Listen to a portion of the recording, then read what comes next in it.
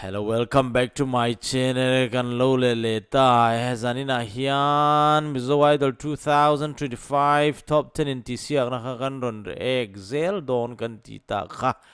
zanina hian kan ron le don na zanina kan ron tu chu tu dang ma ni lovin Lalthakima tun hlenga view a chuan second ania Emmanuel lalrem ro kha first ania Lalthakima hi second ani view tam zinga chuan mo ani pani hi lalrem rora pakhat na nia tuna hian tuna hian tin Lalthakima hi pani na ni ti chu ran soidu ni sina tin zanina hian hei channel low and two te khongai takin he channel hello subscribe la like la share la notification bell khallo on ina ti chuan kan soi le anga kan soi karon soi le anga video kan ron da piang te khain lo muzel don ani ti chu karon soi du le ni se havena kan ron rek tur chu Lalthakima ani ti chu karon soi le ni se video an lut pat chang le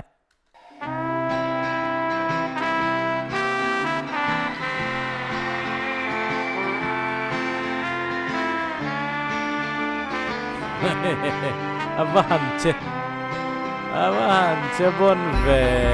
nung lam zong in ho ne cặp bé khoang trên trăng nè thì em tân trai nắng dễ đủ lại mang vui wow Aaron sak le don mi wow Aaron sak tut mai le music chu giấc ông xem bóng ngày chu rock style deu hek ni mo Aresa sang cặp bé ngom lâu có lung run he dia ngai entertainment ya mo entertainment lampang la he mi tam hian kan ngay sa duzok in kahia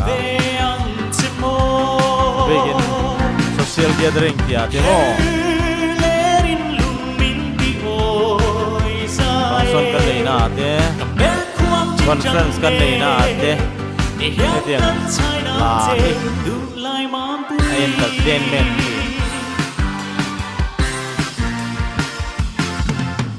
đây đang run hoa mận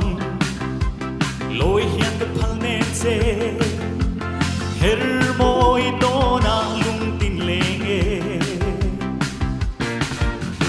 tôn thar đi chai zong oh ari akongan soy dan vel kha lampo thiamanga lampo ya thiam mai the ne oral ki mai book mera tanya soy da khan performance sai chuan soi tur nam lo an tiam oh a music star on theng le to ran phang le to